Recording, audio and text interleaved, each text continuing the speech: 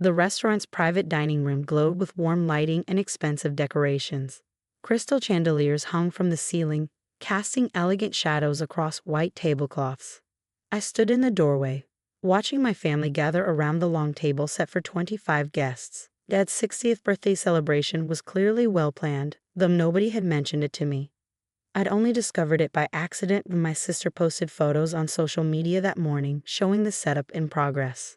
I'd driven across town with a vintage watch I'd bought for Dad 3 months ago, wrapped carefully in silver paper with a blue ribbon, his favorite colors. "Save me a seat?" I asked quietly, holding the gift I'd wrapped that morning. My mother turned from her conversation with Aunt Patricia, her face hardening instantly. The smile she'd been wearing vanished. "You're not invited. Real family only." The room fell silent. 24 heads turned toward me. My younger brother smirked from his seat near the head of the table, where he sat in what had always been my childhood spot. My sister wouldn't meet my eyes, suddenly finding her wine glass fascinating. "But it's Dad's birthday," I said, keeping my voice steady despite the heat rising in my chest. "Thomas is right," Dad said from his position at the center of the table, not even looking at me. He adjusted his napkin across his lap. "This is for blood relatives. You understand." Uncle Marcus laughed, his booming voice filling the space. "Come on, we all know she's been a burden since the adoption. Why pretend otherwise? Let's be honest for once." The laughter that followed felt like physical blows. Aunt Patricia nodded along enthusiastically, whispering something to the woman beside her. Cousins I'd grown up with, whom I'd babysat, helped with homework, attended their graduations, joined in. Even the family friends they'd invited, people who'd known me for decades, seemed amused by my exclusion. The restaurant staff by the bar looked uncomfortable, pretending not to notice. I placed the wrapped gift on the side table near the door. "Understood. Happy birthday, Dad." I walked out with my head high, hearing the conversation resume behind me before the door even fully closed. The drive home took 30 minutes. I didn't cry. I didn't call anyone. I simply went home, made tea, and sat on my balcony overlooking the city. The next morning, I went to work as usual. My assistant brought my schedule and morning briefing. Nothing had changed in my routine. The adoption papers my parents had signed 28 years ago might not have made me real family in their eyes, but those papers had done something else entirely, something they'd never bothered to learn about. My biological parents had been wealthy, very wealthy. When they died in a car accident when I was 6, their entire estate went into a trust with specific instructions. The couple who adopted me would receive a modest monthly stipend for my care, $2,000 a month, which seemed generous in 1996. The rest, all $38 million of it, would be managed by trustees until I turned 25. The adoption agency had explained all of this to my adoptive parents. They'd signed documents acknowledging the trust. They'd understood that I came with financial support for my care, but that the bulk of the estate was mine and mine alone, untouchable until my 25th birthday. I remember the social worker emphasizing this point during the placement meetings. "The child's inheritance is protected. You'll receive support for her care, but you're not adopting her for financial gain. Are you comfortable with that?" They'd said yes. They'd seemed excited, actually. A 6-year-old girl who came with her own care stipend and would eventually be financially independent. What could be better? At 25, I gained full control. That was 9 years ago now. Over those 9 years, I'd built that inheritance into something much larger: careful investments in emerging markets, strategic partnerships with tech startups before they went public, real estate acquisitions in developing neighborhoods. And one particular decision I'd made 3 years ago, when Dad's business hit a rough patch. He'd come to me, actually, knocked on my apartment door late one evening, looking exhausted. His tie was loosened, his shirt wrinkled. I'd never seen him look so defeated. "I need help," he'd said when I opened the door. "The business is failing. The bank won't extend our credit line." I'd let him in, made coffee, and listened to his pitch. The family manufacturing business, started by my grandfather in 1962, was drowning in debt after a bad expansion decision. They tried to break into a new market, invested heavily in new equipment and facility upgrades, but the contracts they counted on fell through. Now they were overleveraged, behind on payments, and facing potential bankruptcy. They needed $2 million to stay afloat. He'd spread financial documents across my coffee table, balance sheets, cash flow projections, loan statements, all showing the same story. Without an immediate capital injection, Anderson Manufacturing would be defunct within 6 months. I'll think about it, I told him. He grabbed my hands across the table, his eyes desperate. Please, we're family. I know we haven't always. I know things have been complicated. But this business is our legacy. Your grandfather built this. It employs 37 people. Families depend on us. Family. The word had almost made me laugh, but I kept my expression neutral. Give me a week. I'd done my research, looked at their books, their projections, their assets. The business was salvageable with proper management and a capital injection, so I made a decision. Through my investment firm, a company they didn't know I owned, I provided the $2 million, not as a loan to them directly, but as a secured credit line through their bank. My firm became the guarantor. The terms were simple: maintain quarterly revenue targets or the guarantee would be withdrawn. For 3 years, they met those targets. Barely, but consistently. The business stabilized. Dad even expanded again, this time successfully into automotive parts manufacturing. They hired 15 new employees, bought new CNC machines and industrial 3D printers, started a second shift to meet demand, and opened a small satellite office in the next state. At family gatherings, the ones I was occasionally invited to, usually holidays where my absence would be too obvious, I heard Dad boast about his business acumen, how he'd turned everything around through smart decisions and hard work, how he'd saved the family legacy through sheer determination and business savvy. Uncle Marcus, who joined as CFO after the turnaround, would nod and add details about their improved margins and growing client base. My brother would talk about his sales numbers. My sister's husband, brought on as operations manager, would discuss efficiency improvements. They built their success story, featured in the local business journal, won a Family Business of the Year award from the Chamber of Commerce. Dad was even interviewed on a local business podcast about overcoming adversity through leadership, never once mentioning the $2 million guarantee that made it all possible. Never once acknowledging that, without that invisible safety net, the bank would have foreclosed years ago. I'd never planned to tell them. The investment was performing well. My firm collected a modest fee. Everyone benefited. Why complicate things? But sitting on my balcony that night after the birthday party, I made a different decision. Monday morning, I called my attorney. The guarantee on the Anderson Manufacturing credit line, I said. I want it withdrawn. She paused. That's a significant decision. They'll have 30 days to secure alternative backing, or the bank will call the loan. I understand. May I ask why? Personal reasons. Understood. I'll file the paperwork today. The withdrawal notice would reach their bank by Wednesday. The bank would notify them by Thursday. They'd have until the end of the month to find $2 million in alternative backing or face immediate loan default. I went about my week normally: meetings, conference calls, business dinners. My firm managed 17 different investment portfolios now. The Anderson Manufacturing guarantee was just one line item among hundreds. On Thursday afternoon, my assistant buzzed my office intercom. Your father is calling. He sounds upset. I'm in meetings all day, I said. Friday, he called 6 times. I didn't answer. Saturday morning, my mother called. I let it go to voicemail. We need to talk, her message said, her voice tight. It's urgent. About the business. I deleted it. Sunday afternoon, my brother showed up at my apartment building. The doorman called up. A Thomas Anderson to see you. Tell him I'm not home. Monday brought silence. Tuesday as well. Wednesday afternoon, 5 days after the birthday party, I was in my office when my assistant knocked. There's a situation developing. Your phone has been ringing continuously. Your father, mother, brother, uncle, they all sound desperate. Hold all calls, I said. She hesitated. They're saying something about business loans defaulting. Should I? Hold all calls. That evening, I was reviewing quarterly reports when my personal phone buzzed. Not a call, a text from Dad. Please, we need to talk. The bank called the loan. We'll lose everything. Another text followed immediately. I don't understand what happened. They said our guarantee was withdrawn. Then another. Please call me. We're family. I set the phone down and returned to my reports. Thursday morning, Uncle Marcus called from an unknown number. I answered out of curiosity. What did you do? He shouted immediately. What the hell did you do? I'm sorry, who is this? You know damn well who this is. The bank said our loan guarantee was pulled by some investment firm. Then we did some digging. That firm is yours. You own it. I own several companies, I said calmly. You were our guarantor? This whole time? For 3 years, yes. Why would you pull it now? We've made every payment. We're not in default.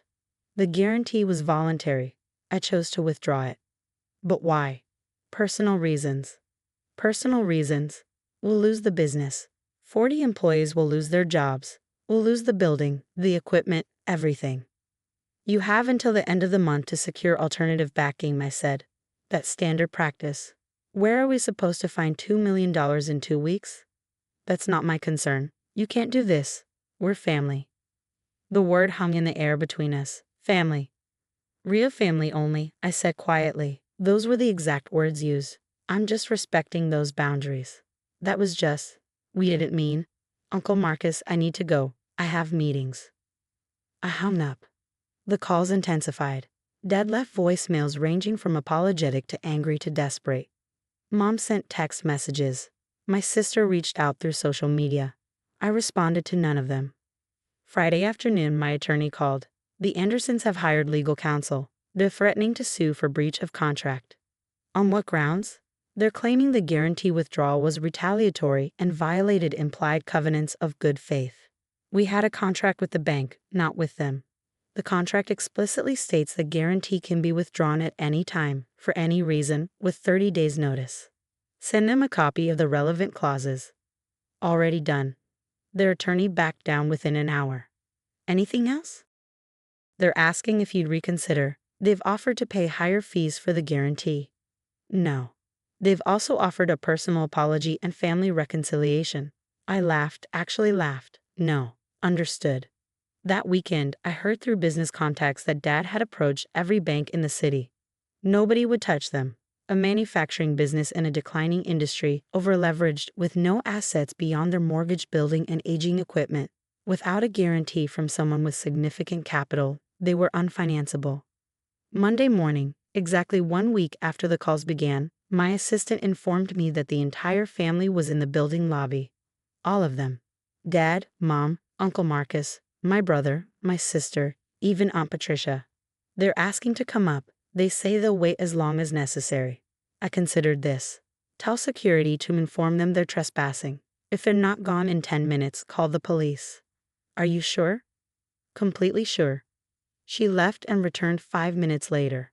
They've left the building, but they're across the street, just standing there. I walked to my office window.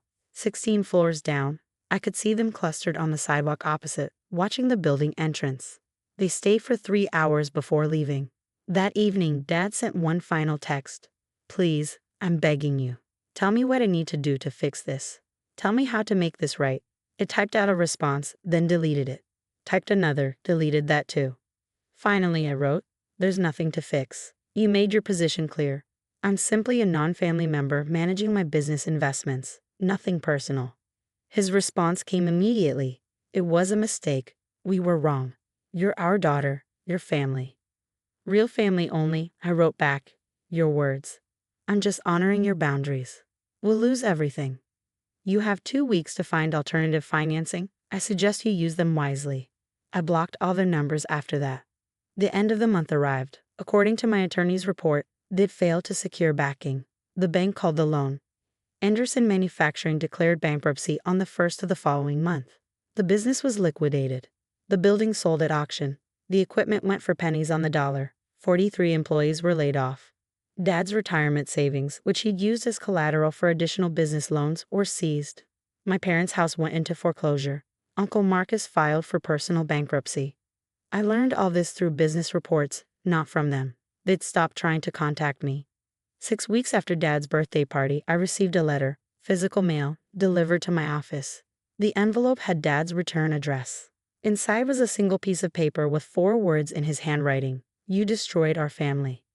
I held the letter for a long moment. Then I pulled out my phone and composed a response. I took a photo of the letter and texted it to Dad's number, still blocked, but he'd see it eventually if he checked. My message was simple. You destroyed our family. Real family only, remember? I was just never real enough. I never heard from them again. My firm continues to thrive. The $2 million that had been tied up in their guarantee was reinvested into a tech startup now valued at $40 million. I attend business conferences, serve on charity boards, and manage my investments. Sometimes I walk past the building that used to house Anderson Manufacturing. It's a gym now. No trace remains of the family business that operated there for 38 years. I don't feel guilty. I don't feel vindictive. Mostly, I don't feel anything at all. They taught me that family is defined by blood. I simply taught them that survival is defined by capital. We all learned our lessons that year. Real family only. They meant it. So did I. I was 22 when Carter's Classic Auto Repair became mine. Some might call that luck, but they didn't know my family. My earliest memory of the shop is the tang of motor oil in the air, and Dad's steady voice teaching me how to change a tire at 8 years old. "Pay attention, Daniel," he'd say, his calloused hands guiding mine. "One day, this place will be yours." Mom hated that I spent time at the shop. "He should be studying, not playing mechanic," she'd snap, glaring at my grease-streaked clothes. Emmy, my younger sister, would smirk over her textbook, already the smart one at 6, but Dad would just wink at me. "Book smarts aren't everything, Sarah. Our boy's got mechanical genius in his blood." I didn't see it then, but those moments laid the groundwork for everything that followed. Mom's disapproval sharpened over the years. Amy's smirks hardened into contempt, and those cracks in our family widened until they split us apart. The shop was Dad's legacy, a rundown garage transformed into the town's most respected auto repair business. While my peers played video games, I learned to diagnose engines by sound and feel, skills Dad said couldn't be taught in any classroom. Mom didn't understand that world.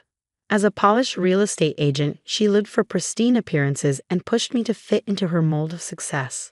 "You could be so much more if you'd stop wasting time in that filthy garage," she'd say. But Dad always had my back. "He's already more," he'd argue. "This shop's been in the family for generations, and Daniel's got what it takes to keep it alive."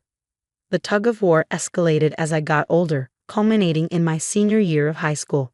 One quiet evening, Dad and I were rebuilding the engine of a '67 Mustang. The smell of grease, the hum of the radio, the comfort of shared silence. It was our world. And then it shattered. Dad clutched his chest, his face twisted in pain. By the time the ambulance arrived, he was gone. A heart attack, the doctor said, sudden, massive, final. At the funeral, I stood between Mom and Amy, feeling like a stranger. Mom cried once we got home. But her tears weren't for Dad's loss.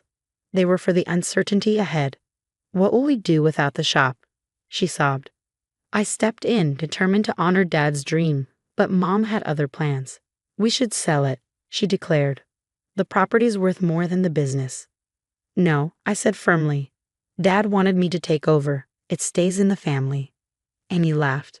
"Danny, you barely passed high school. How do you think you're going to run a business?" What they didn't know was that Dad had prepared me for this moment. From balancing the books to building customer trust, he taught me everything. When the will was read, the shop was left solely to me. Mom and Amy were livid. "He's going to ruin it," Mom spat. But Dad's faith in me was stronger than their doubts. The months that followed were brutal. Mom dropped by the shop unannounced, sowing seeds of doubt among the staff. Amy monitored my finances like a hawk, pointing out every dip in profits while ignoring industry-wide slumps. They even tried to sway longtime customers with their concerns about my leadership. But loyalty Dad had built over decades couldn't be shaken. Customers like Mr. Peterson and Mrs. Rodriguez believed in me because they'd seen Dad's faith in me firsthand. 6 months in, I made a bold move, hiring Mike, a seasoned mechanic. "We can't afford it," Amy protested, but I knew better. Mike's expertise let us tackle tougher jobs, and within 3 months, profits rose by 15%. Mom and Amy hated that success. One night, I found them in my office, rifling through my files. "What are you doing?" I demanded. "Protecting the family legacy," Mom said smoothly. The next day, I changed the locks. Looking back, those early months taught me an invaluable lesson. The people closest to you can become your biggest obstacles. But Dad trusted me, and I'll keep proving he was right. This shop isn't just my inheritance. It's my responsibility, my passion, and my legacy. The first anniversary of Dad's death hit me harder than I expected.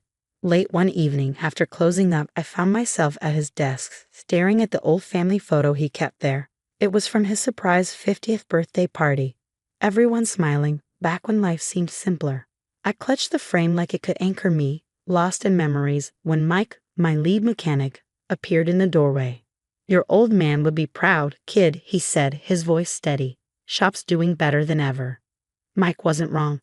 Against all odds, and my family's predictions, I'd not only kept the shop afloat but expanded its reach. Our customer base had grown by 30%, word-of-mouth referrals were surging, and I just paid off the last of Dad's equipment loans. On paper, I was thriving, but success, I was quickly learning, came with its own set of battles. The trouble started with a letter from Amy's law firm. Not from her directly, she wasn't a licensed attorney yet, but from a senior partner she worked for. It raised concerns about our environmental compliance, recommending a full audit of our waste disposal practices.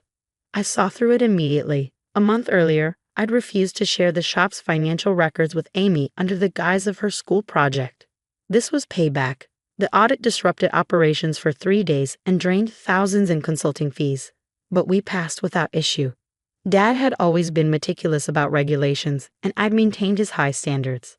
If Amy's approach was calculated, Mom's was personal. She began dropping by unannounced, often in the evenings when exhaustion made me more vulnerable. I ran into Joyce Miller today. She started one night, easing onto my couch uninvited. Her son just graduated business school, top of his class. He's looking for investment opportunities. "I'm not selling, Mom," I interrupted. "You're being stubborn, Daniel," she shot back. "You're killing yourself here, just like your father." "Is that what you want? To end up like him?" Her words hit like a gut punch. "Get out," I said quietly, my hands trembling. "Daniel, I'm your." "Get out." She left, but not before throwing a parting dagger. "Your father made a mistake trusting you with his legacy. One day, you'll see that."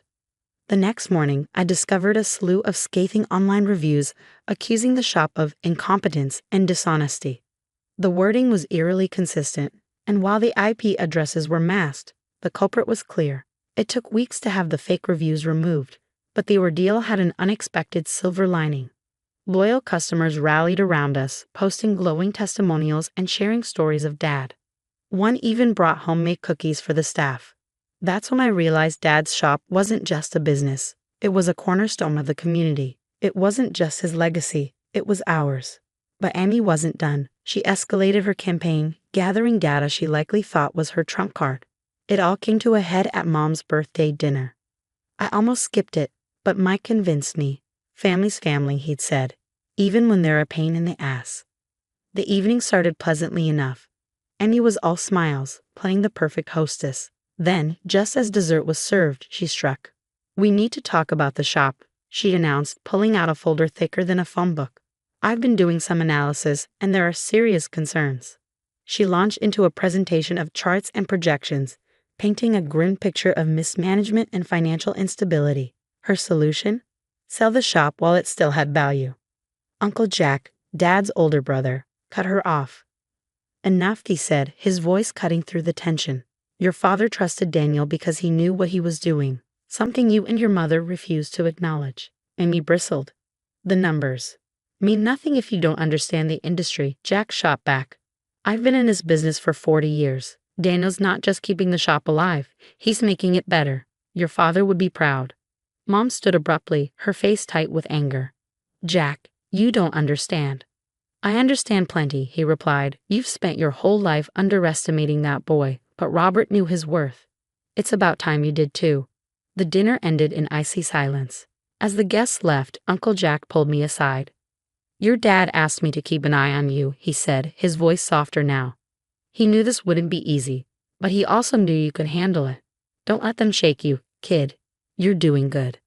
His words were a bomb, but his parting warning lingered. "They won't stop, Danny. Be ready." The next morning, I received notice of a formal complaint filed with the State Regulatory Board, courtesy of Amy. Another audit, more lost time and money. But as I looked around the shop, at Mike mentoring a new apprentice, at Mrs. Rodriguez's Corvette up on the lift, at the wall of photos showing 3 generations of Carters, it only strengthened my resolve. Dad had left me more than a business. He'd left me a purpose. No matter what Mom and Amy threw at me, I wasn't giving up. The war for Dad's legacy wasn't over. But for the first time, I knew I'd win. The state investigation dragged on for months. Each day brought more paperwork, endless demands for documentation, and new bureaucratic hoops to jump through. Amy's complaint was meticulous, designed to require an exhaustive investigation, even though there was nothing incriminating to find. I started sleeping in Dad's office most nights, too drained to drive home.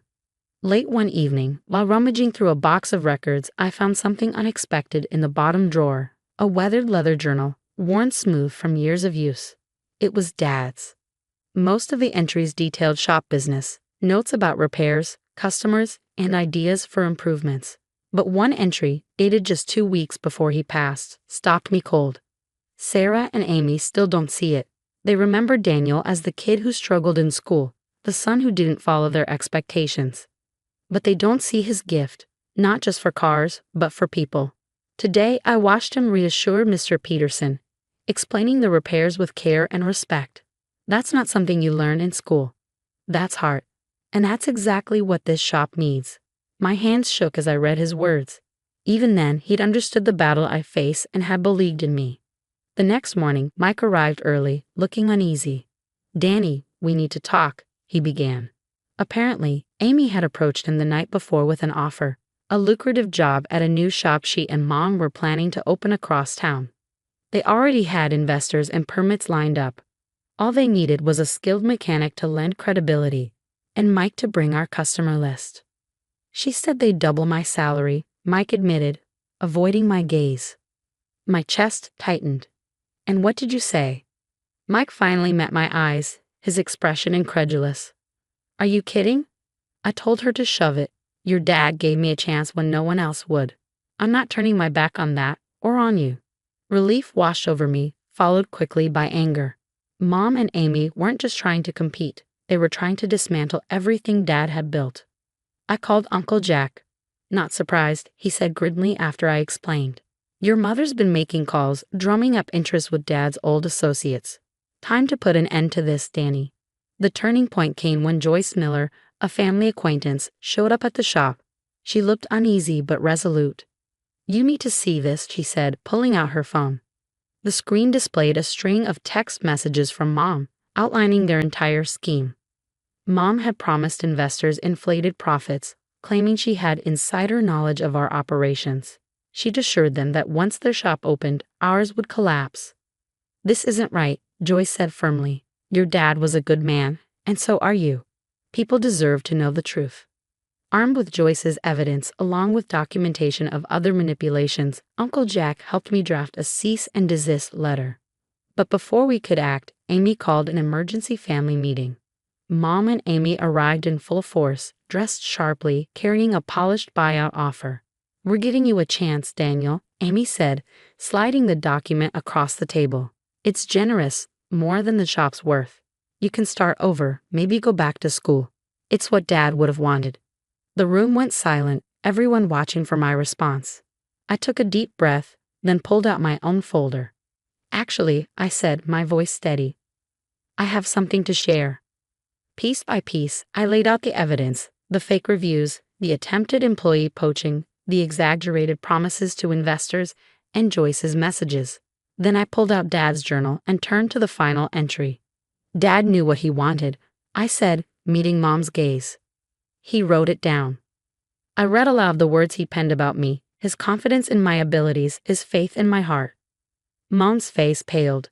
Amy stared at the journal as though it might burst into flames. "So here's my offer," I said firmly. Stop the interference, the sabotage, the games. If you do, we can try to rebuild this family. If not," I gestured to the evidence spread across the table, "your investors won't want any part of this." Uncle Jack spoke up, his voice firm. "Robert always said Daniel had a good head for business. Looks like he was right again." Silence stretched across the room until Mom finally stood. Her voice, softer than I ever heard, broke the tension. "You sound just like him," she said quietly. For the first time, there was no contempt in her eyes, only something that looked like pride. Annie remained seated, her carefully crafted buyout offer forgotten. "We thought we were protecting his legacy," she murmured, "but we were just trying to control it." It wasn't an apology, but it was a start. The investigation was dropped the following week, and the plans for their competing shop disappeared. Slowly, tentatively, we began to mend our fractured family. Mom now visits the shop occasionally, always bringing coffee instead of criticism. Amy focuses on her law career, but has taken on our legal contracts, this time ethically. The shop continues to thrive, expanding to a second location under Mike's leadership. The original shop still bears Dad's name, his picture watching over us from a wall. Next to it hangs a framed page from his journal, the entry where he believed in me. Every morning, I look at it and smile. Dad was right about so much. Some legacies aren't about money or success. They're about trust, heart, and the faith of a father in his son. And that's a legacy worth fighting for. My earliest memory of my brother James is him breaking my toys. I was 5, he was 8, and I'll never forget the sight of him snapping the head off my favorite doll while our parents were downstairs. Tears streamed down my face as I clutched the broken doll to my chest. James just grinned, a crooked, mocking smile I'd come to dread. "Stop being dramatic, Emma," Mom said when I showed her the evidence of his handiwork. "Your brother was just playing. You've got plenty of other toys." That moment set the tone for our childhood. James would wreak havoc, and somehow, I'd end up being the one blamed, or expected to simply move on. Being the younger sibling didn't grant me any reprieve. Instead, I learned early that I was supposed to be the responsible one. Our 3-bedroom house in suburban Illinois became the stage where this dynamic played out every day. Mom was a high school teacher, and Dad ran a small accounting firm from our garage. We weren't rich, but we got by, at least until James started high school.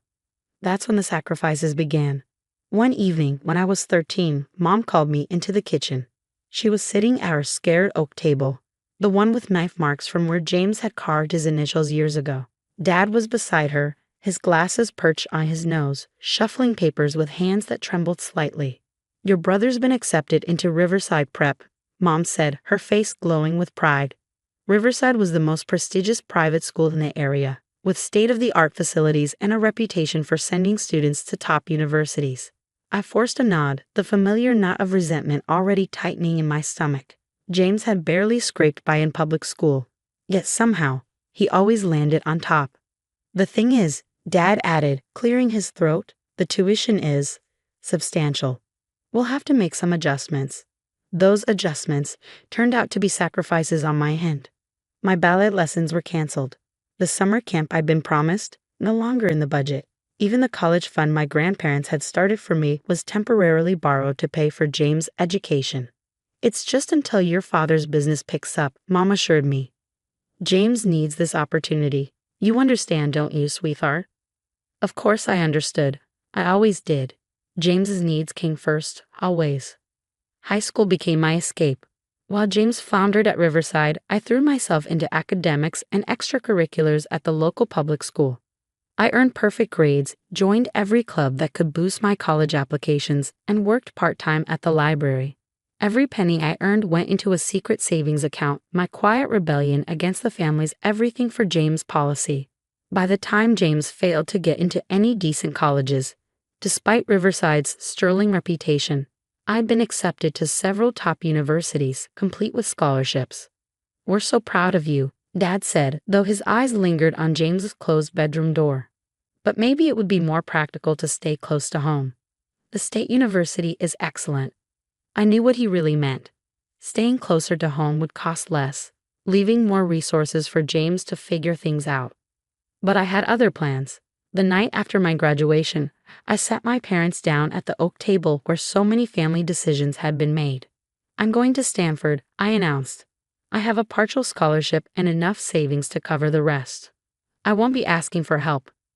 They stared at me stunned. Mom's voice quivered as she tried to guilt me. "Emma, we're family. We need to support each other." Those words would come back to haunt me. But at 18, they only solidified my determination to leave. College was my freedom. For the first time, I wasn't living in James's shadow. I majored in computer science, landed internships, and built a life where I was valued for who I was, not as someone's overlooked sibling. Then, during my final year at Stanford, I got the call. "Emma?" Mom's voice trembled on the other end of the line. "We need your help." Dad's business was failing, she explained. They were behind on the mortgage.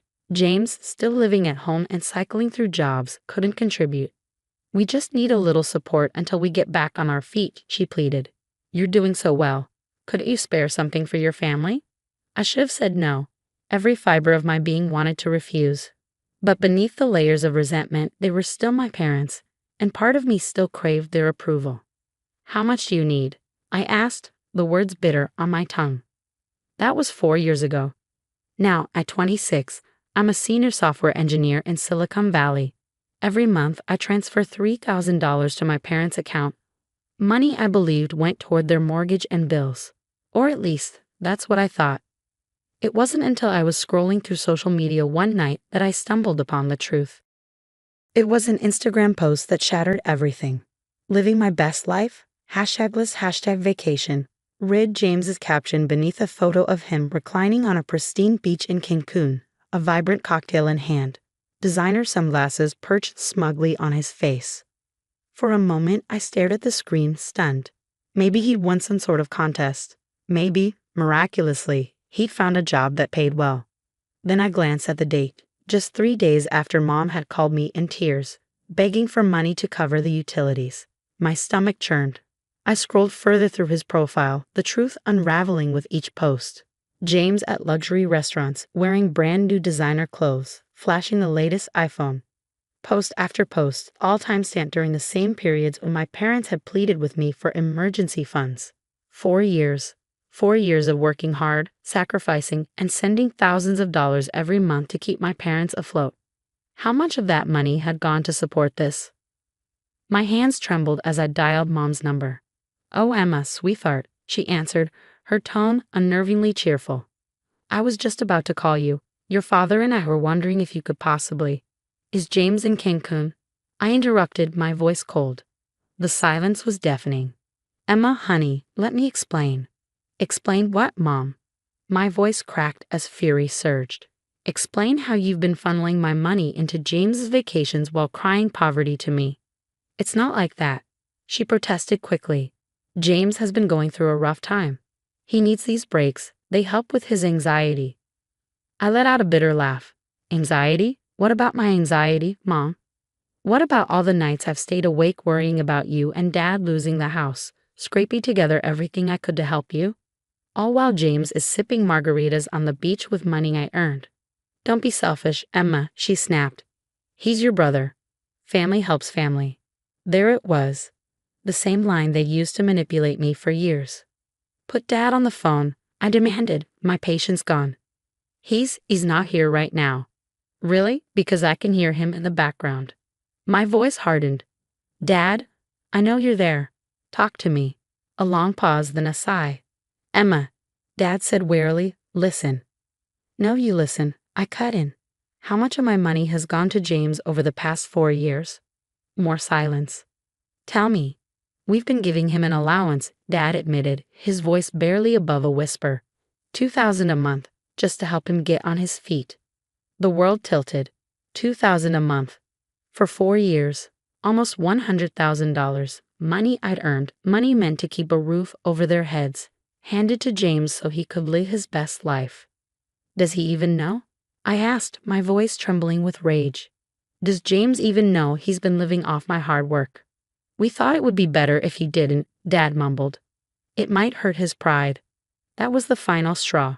Without another word, I hung up. Then I blocked their numbers. Mom's, Dad's, James', every single one. But I wasn't finished. The next morning, I walked into my bank and canceled the automatic transfers to their account. Then I did what I should have done years ago. I hired a financial advisor. After reviewing my situation, she didn't mince words. "What your parents have done is essentially fraud. They misrepresented the purpose of the funds you were providing. You could absolutely take legal action." Part of me wanted to. I wanted them to face the consequences of their betrayal. But dragging it out meant staying tethered to their toxicity. Instead, I chose a different path. For the next week, I gathered every piece of evidence I could. Emails, text messages, bank statements, anything that documented their lies. I compiled everything into a meticulous spreadsheet, showing exactly how much money I'd sent versus how little of it had gone toward legitimate expenses. Then I drafted an email. Subject: no more lies. Dear Mom, Dad, and James, I've attached detailed documentation showing how you've misused $96,000 of my money over the past 4 years. I'm sure you'll be relieved to know this is the last time you'll need to lie to me. I'm cutting off all financial support effective immediately. James, congratulations on living your best life with money you didn't earn. I hope the cocktails and designer clothes were worth destroying any relationship we might have had. Mom and Dad, you've made your priorities clear. James is your golden child. Now you can figure out how to support him without using me as your personal ATM. Do not contact me. Do not try to guilt me. You've made your choices and now I'm making mine. Emma. I hesitated for only a second before hitting send. Then I blocked their email addresses too. But I wasn't done yet. I had one last thing to do. I took all the evidence I gathered, spreadsheets, bank statements, texts, and emails, and crafted a detailed post on LinkedIn. My goal wasn't to shame my family, but to share my story and warn others about the insidious nature of financial abuse disguised as family obligation. 4 years ago, I started supporting my parents financially. The post began. Today, I discovered they've been secretly funneling that money to my unemployed brother for his luxury lifestyle. Here's what I learned about setting boundaries and recognizing financial manipulation. The post went viral. Within hours, my inbox was flooded with messages from strangers. Some shared similar stories: children guilted into supporting irresponsible siblings, young professionals exploited by families who saw their success as a blank check. Others sent words of encouragement, thanking me for speaking out. 3 days later, the calls started. Not from my parents or James, they were still blocked, but from extended family members. Your mother is devastated, Aunt Sarah said when I picked up her call. They might lose the house now. They've had 4 years to figure out their finances, I replied, my voice steady. Their poor planning isn't my emergency anymore. Then came the flying monkeys. Cousins I hadn't spoken to in years suddenly had opinions about my cruelty. A family friend even showed up at my office, trying to guilt me into changing my mind. But I stood firm. 2 weeks after cutting them off, I received a letter from James, an actual letter, since I'd blocked him everywhere else. How dare you embarrass our family like this? It read, Mom and Dad have always supported both of us. Just because you got lucky with your job doesn't mean you're better than everyone else. They needed that money, and you're being selfish. I didn't finish reading. I fed the letter to my shredder and didn't give it another thought. Then something unexpected happened. My grandmother, Dad's mother, reached out. I've been watching this situation for years, she said when we spoke over the phone. I wanted to tell you how proud I am that you finally stood up for yourself. She revealed that she tried to talk to my parents about their favoritism many times, only to be dismissed. They thought they were helping James by shielding him from consequences, she said with a heavy sigh. Instead, they've created a monster and nearly destroyed their relationship with you. Her words were a balm I didn't realize I needed.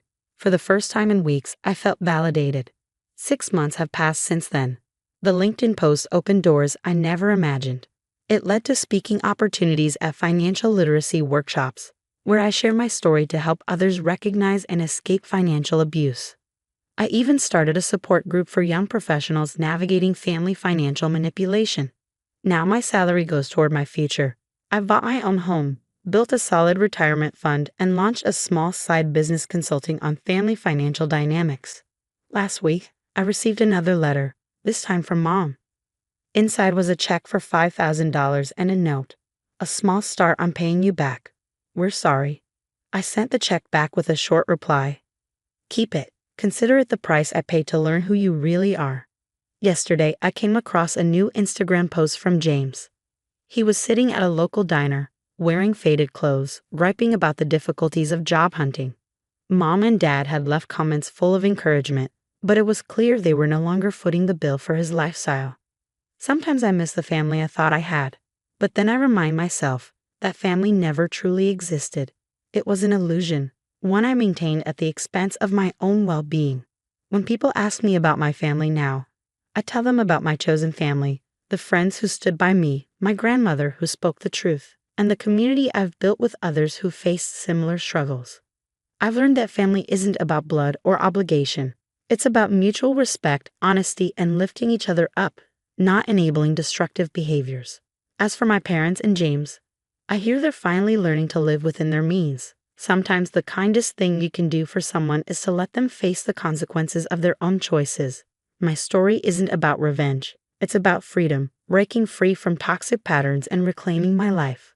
The money I lost, it can be earned back, but the lessons I learned, those are priceless. I can pinpoint the exact moment everything began to crumble. It was a chilly Tuesday evening in March, and I just trudged home after another grueling 12-hour shift at the hospital. My mind was on autopilot as I sorted through the stack of mail, expecting nothing but bills and junk. Then I saw it, an unfamiliar credit card statement.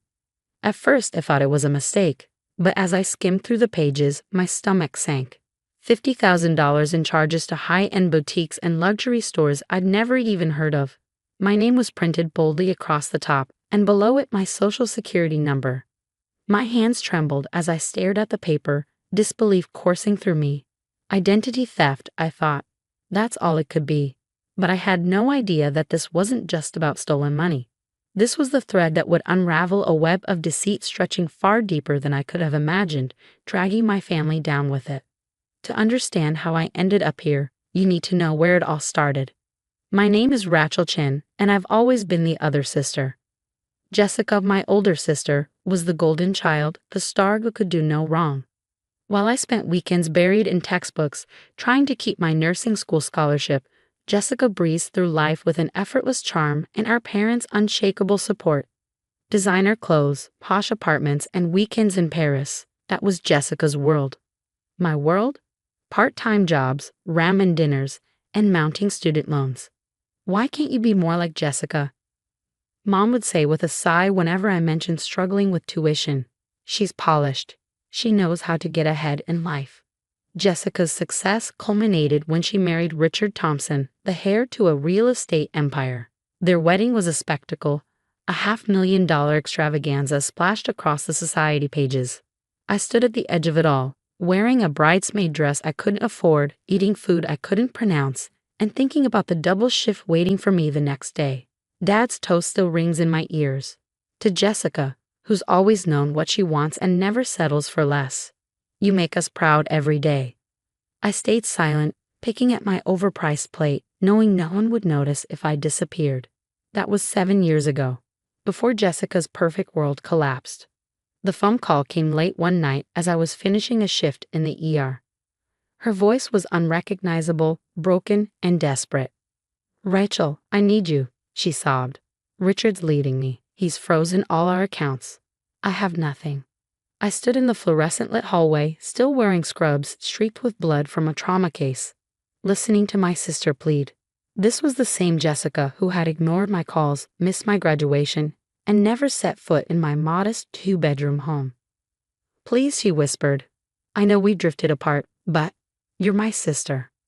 Against my better judgment, I let her in. At midnight, Jessica showed up on my doorstep with mascara streaks down her face, clutching a Louis Vuitton suitcase like it was a lifeline. "It's just temporary," she said, hugging me tightly. "I just need a few weeks to get back on my feet." I wanted to believe her, so I cleared out my tiny home office, bought an air mattress, and tried to make her feel welcome. For a while, it was almost nice. Jessica, stripped of her glittering facade, seemed humbled.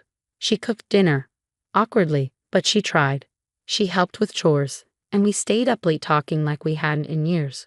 She told me about Richard's affairs, the ironclad prenup, and how our parents had disowned her the moment she stopped being their trophy daughter.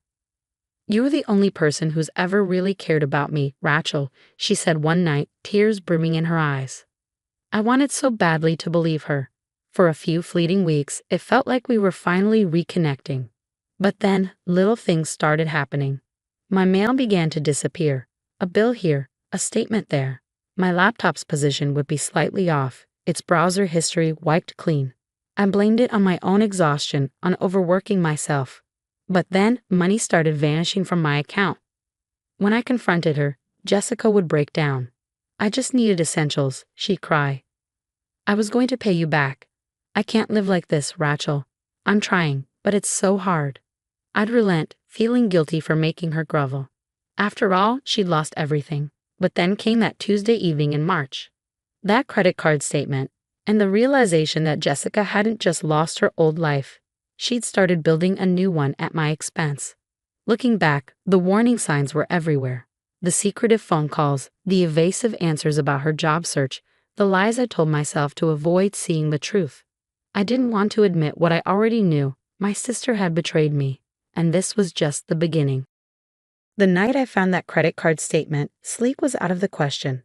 I sat at my kitchen table until dawn, surrounded by a sea of papers, bank statements, bills, anything I could get my hands on. What I uncovered made me physically ill. It wasn't just one credit card. There were multiple. Personal loans, car loans, even a second mortgage on my house. All of it taken out in my name over the past 4 months. The debt totaled nearly $300,000. Money I hadn't even known existed, now tied to me. When I pulled up my credit report online, my stomach dropped further. My perfect credit score, built through years of careful budgeting and sacrifices, was in shambles. Late payments, delinquent accounts, and massive debts loomed over me like a dark cloud. For the first time in 3 years, I called in sick to work. Jessica came downstairs that morning, humming cheerfully as if it were any other day. She was wearing a brand new outfit, designer, of course, and carrying the mug I'd bought as a souvenir on my first vacation as a nurse. "Morning, Ratch," she chirped, pouring herself coffee. "I was thinking we could do dinner out tonight. There's this new place downtown that everyone's raving about." I stared at her, really seeing her for the first time. The expensive bag that had appeared last month, the new phone, the professionally styled hair. I'd assumed our parents had softened and started funding her again. I'd been so wrong. "Sit down, Jessica," I said, my voice cold and steady. Her smile wavered, but she sat, still clutching the mug as if it were a shield. "Want to explain this?" I spread the credit card statement on the table. The transformation was instant. The bright, sisterly mask fell away, revealing something sharp and calculated beneath. "You weren't supposed to find out yet," she said calmly. Not a denial, not an excuse, just a quiet acknowledgement that she'd been caught ahead of schedule. Yet, my voice rose, shaky but laced with anger. "When was I supposed to find out, Jessica?" "When they repossessed my car, foreclosed on my house, when I was hauled into court for fraud. When exactly were you planning to tell me you've been stealing from me and ruining my life?" She set the mug down carefully. "Don't be so dramatic, Rachel. I have a plan. I've always had a plan." "A plan?" My disbelief spilled out in a bitter laugh. "You've committed fraud in my name. I could lose my house, my job, everything. My nursing license, Jessica. Do you even understand that?" "Oh, please," he said, rolling her eyes, her tone dripping with condescension. "You're so small-minded, Rachel. Always have been. Content with your little nurse's salary, your tiny house, your boring life. I did you a favor." "A favor?" My voice cracked under the weight of her audacity. "Yes, a favor," she repeated, leaning forward with a gleam of greed in her eyes. "I've got investments lined up. Big ones. Once they pay off, I'll pay everything back. We'll split the profits. You'll make more money than you ever could changing bedpans. You should be thanking me." I laughed then, an empty, hollow sound that didn't feel like my own. "Thanking you? For stealing my identity? For throwing me into $300,000 of debt? Are you insane?" "It's not theft when it's family," she said simply, as if explaining a basic rule of life. "Besides, you owe me." "I owe you?" I repeated, anger now bubbling to the surface. "Jessica, I took you in when no one else would. I gave you a home. I fed you. I supported you for months. How could I possibly owe you anything?" She slammed her hands on the table, her voice rising in frustration. "Because you've always had the better life," she shouted. "You were the good daughter. The responsible one. Do you know how hard it was growing up with you as a sister? Perfect Rachel, who never needed help, who worked her way through school, who made me look like the screw-up." Her words stunned me into silence. For years, I'd invite her, the money, the freedom, the golden child status. And all that time, she'd invite me. I took a deep breath, trying to steady myself. "I'm calling the police," I said, reaching for my phone. "No, you're not," she replied, her voice suddenly calm and sharp again. She pulled out her own phone and slid it across the table. On a screen were photos, screenshots of emails, bank transfers, online shopping receipts. All of them bore my name and information. "If you go to the police, I'll make sure they think you were in on it from the beginning," she said, her tone icy. "Every transaction, every account, everything looks like you authorized it. And unlike you, I can afford good lawyers." I felt the blood drain from my face. She planned this from the start.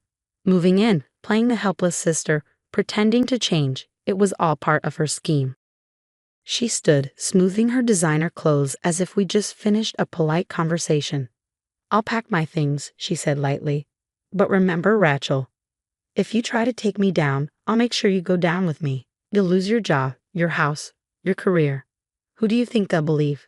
The socialite who was just trying to help her family, or the nurse suddenly drowning in debt?" I sat frozen as she walked upstairs, my mind racing. She was right. She'd set me up perfectly. If I went to the police, I could lose everything. But as I stared at the scattered papers, rage and determination began to replace my fear. Jessica had made one critical mistake. She underestimated me. Because while she was busy destroying my life, I'd been paying attention, and I had evidence of my own. What Jessica didn't realize was that I hadn't been as naive as she thought. From the moment I noticed money missing from my account, I had my suspicions. Jessica always had a way of making trouble seem like someone else's fault. But this time, I wasn't about to let it slide. Quietly, I installed security cameras throughout my home, small, discreet ones she'd never notice. And while she was busy pretending to play the role of a reformed sister, I was documenting everything, her rifling through my mail, using my laptop, and even making phone calls where she mimicked my voice to impersonate me. But cameras weren't the only card up my sleeve. Jessica had no idea about the network I built over my years as an ER nurse. When you spend your days saving lives, you tend to make lasting impressions. Police officers, lawyers, even federal agents, I'd helped them or their loved ones in some of their darkest moments, and many had promised to return the favor if I ever needed it. I never thought I'd actually have to call them in, least of all for something like this. But here I was. The moment Jessica walked out of my house with that smug smile, thinking she'd won, I made my first call. "Agent Martinez, it's Rachel Chin. Remember how I helped your daughter after her car accident last year? I need your help now." Within hours, my quiet suburban home turned into an FBI investigation site. Martinez and his team didn't waste any time. They pored over the credit card statements, fraudulent loans, and piles of evidence I had collected. The footage from the cameras was damning, but what they uncovered went far beyond my situation. "She's been doing this for years," Martinez told me as he analyzed her patterns on his laptop. 3 confirmed victims so far, all within the last 2 years. Each one trusted her, and she exploited that trust, leaving them financially ruined. "She's good, uses aliases, fake addresses, even fake identities for herself. But with you," he leaned back in his chair, giving me a grim smile, "she slipped. She got lazy and used her real name. That's all we needed." As the investigation unfolded, I discovered just how deeply Jessica's schemes ran. She hadn't just stolen my identity. She'd stolen identities from others, ruined careers, and destroyed families. Her husband Richard hadn't left her, as she claimed. She drained his company accounts dry before disappearing. She had a pattern, a method, and a long trail of victims who had been too scared or ashamed to come forward. Until now. The arrest came 2 weeks later. Jessica had checked into a luxury hotel in Miami under another stolen identity, flaunting her ill-gotten wealth like nothing could touch her. But when the FBI showed up, she was caught completely off guard. The hotel's security cameras captured everything: the handcuffs, the stunned look on her face, the way her confidence shattered when she realized the game was up.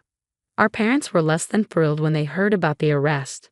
My mother called me, crying, begging me to reconsider pressing charges. "She's your sister, Rachel. Families don't do this to each other." "No," I replied coldly. "Families also don't steal hundreds of thousands of dollars and ruin lives." My father, ever pragmatic, took a harsher approach. "If you don't drop the charges, you're dead to us." I laughed bitterly. "You know, Dad, you've been saying that my whole life. But here's the thing. I'd rather be dead to you than live as the fool you take me for." And with that, I blocked their numbers. Jessica's trial dragged on for nearly a year. True to form, she tried every trick in the book, crying in court, claiming she had a mental illness, even blaming me for driving her to crime by refusing to share my privileged life. None of it worked. The evidence was overwhelming, from the security footage to the financial trail to the testimonies of her previous victims who came forward once they heard she'd been caught. In the end, the judge handed down a 15-year federal prison sentence. She called Jessica's actions a betrayal of trust so egregious that it defies any excuse or justification. I wasn't there for the sentencing, but I heard she cried when the verdict was read.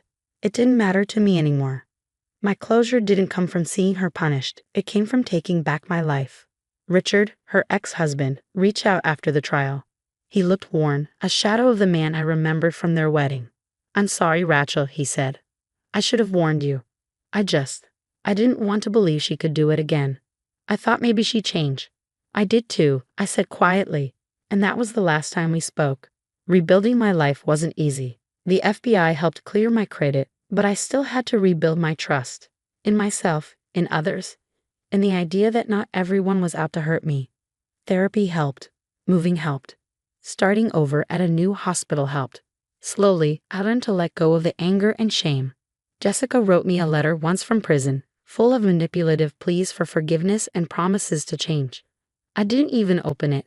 I burned it and let the ashes scatter, just like the life I'd left behind. Sometimes I think about what happened, about everything I lost and everything I've gained since.